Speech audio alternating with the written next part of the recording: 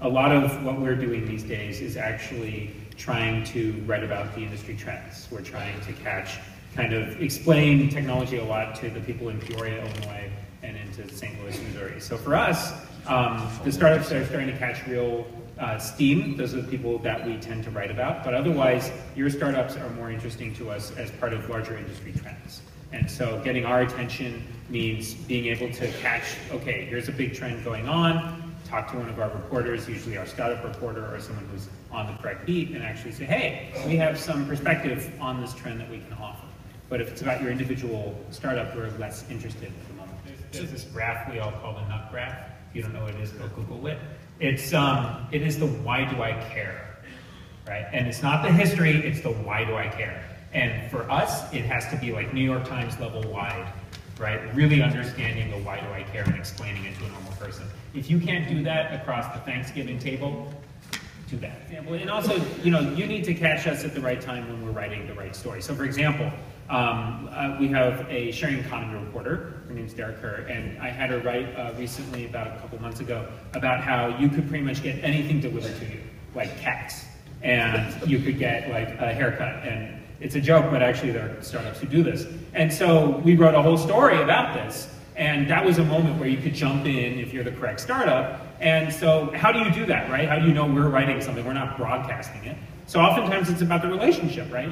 You have either someone who you have in media relations, someone who's doing PR for you or whatever, who has a good relationship with me, who knows how to get my attention, or you just catch us at the right time, and it's really an issue of luck, right? But when you're small, it's really hard, especially with someone like us who's not focused on the small startup world.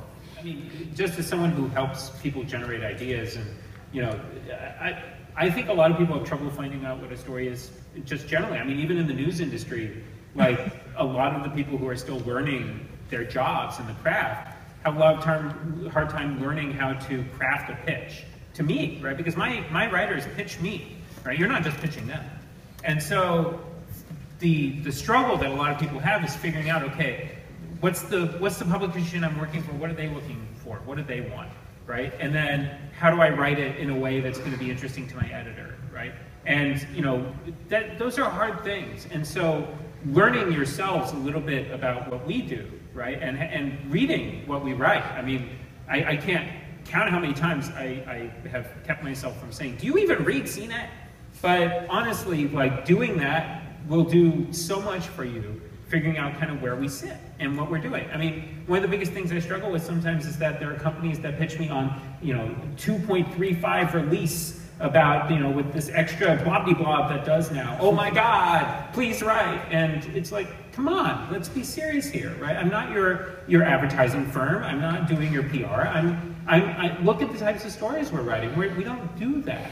So how do you fit into the larger kind of scheme of what we're doing? That's really important. And if you're not thinking about that, you're going to totally miss the mark.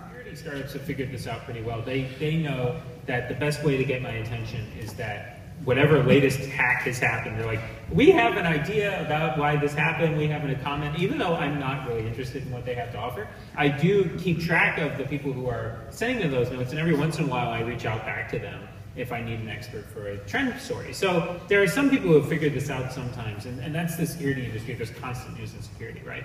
But a lot of people tend to piggyback on the news. And as long as you're reasonable about what you're expecting, like if I just wrote, we just published yesterday a whole story about revenge porn in the internet. It's a terrible thing, right? And how Facebook and Twitter are trying to fight against it. So we published that story, right? If you pitch me today about your technology to take care of that, guess what? I wrote about that already. But it might at least get my attention for the next time I'm going to write about that trend, or there might be something else that I'm interested in. So it always depends.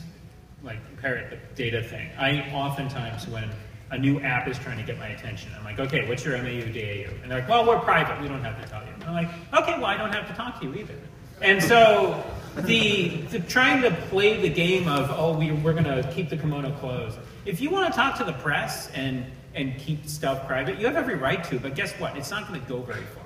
And being able, when my reporters come to me with a story, or if I go to my editor with a story, I have compelling data that helps to tell the story. One of my greatest examples is when I was working for the Wall Street Journal. I was one of the first people at the national level to write about Twitch. I don't know if you know what Twitch is, but it's this game streaming platform, and Amazon bought it. So the thing that made them really get it, right? My editors, I tried a couple of times. What got them to get it was that I took the last kind of big competition that had happened on Twitch. And it was the championships for League of Legends, which is one of these big games.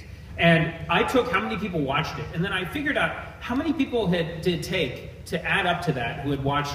It was more than the people who had watched the season finales, or the series finales of The Sopranos, 24, and Breaking Bad combined. That's what I wrote in my pitch to my editors. They're like, oh my gosh, we gotta write about this, right? That actually was a quote that was then parroted by CNN and NPR and a bunch of other people, right? So compelling data makes all the difference. And you have to be able to tell that story that way. And I mean, all the press is moving toward business journalism, right? I mean, I think that's pretty clear. Everyone's starting to think in terms of data. How do I tell this story in a larger context? And if you can't answer that question, you're not gonna get very far.